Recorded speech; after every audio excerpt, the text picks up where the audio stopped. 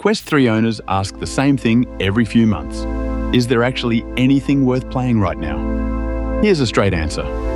5 games, ranked, worth building your library around in 2026. Not tech demos, not 10-minute experiences you show a friend once and forget. Real games with real hours in them, picked because they still get played months after purchase, not just on launch weekend. Number 5 is the easiest yes on this list, and by the time we get to number 1, you'll understand why one specific release has people calling it the closest thing VR has to a true console blockbuster. Quick honesty check before we start. Every game here gets one thing it does brilliantly, and one thing that might annoy you. No hype without the catch. That's the deal on this channel. Let's get into it, starting with the one nearly everyone sleeps on. Number 5 is Walkabout Mini Golf, and it earns its spot for one simple reason. It's the game you actually keep opening months later. It's mini golf, but the physics are dialed in so precisely that a bad shot feels like your fault, not the game's. Courses range from ancient ruins to underwater worlds, and developer Mighty Coconut keeps shipping new ones, so the money you spend today keeps paying off well into next year. It's also one of the easiest games to hand a non-gamer, parents, partners, anyone who's never touched VR, because there's no combat and no motion sickness spiral, just a club and a ball. The catch? If you're chasing an adrenaline rush, this isn't it.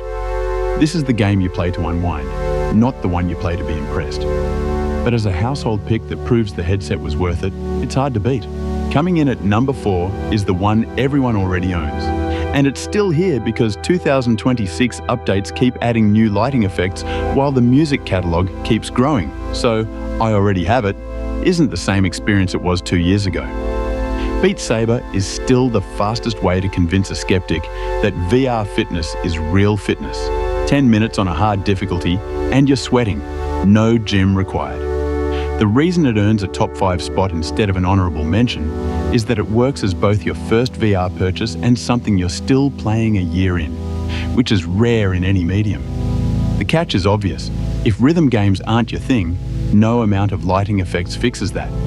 But if you wrote it off back in 2021 and moved on, the current version is a genuinely different game. Number 3 is Batman, Arkham Shadow.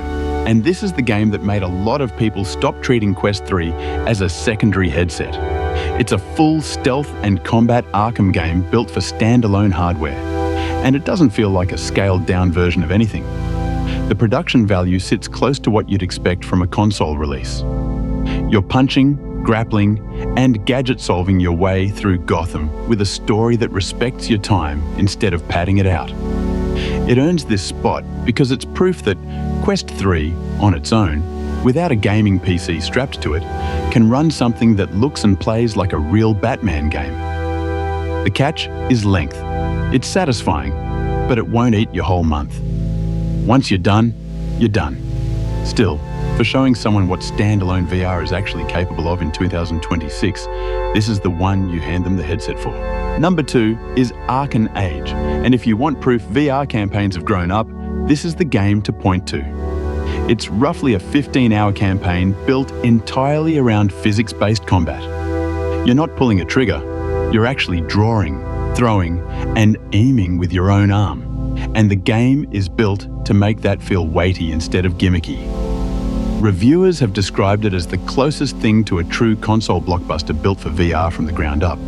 And a few hours in, that description holds up. It earns the number 2 spot because most big VR games top out around 4 or 5 hours. And Arken Age gives you a campaign long enough to actually get attached to its world. The catch? Physics-based combat has a learning curve, and your arm will genuinely be tired after a long session. That's not a flaw exactly. It's just what a 15-hour physical campaign costs you.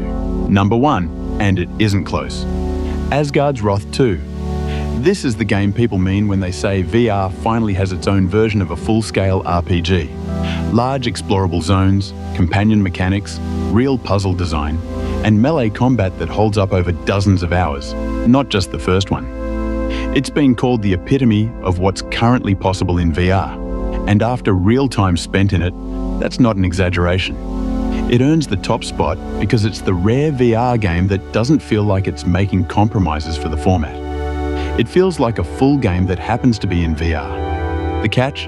It's a real-time commitment. Easily 50+ hours if you're chasing everything, so this isn't a Tuesday night pickup.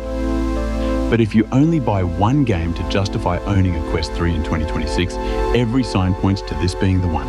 Here's the honest breakdown. If you want something to unwind with, start with Walkabout Mini Golf.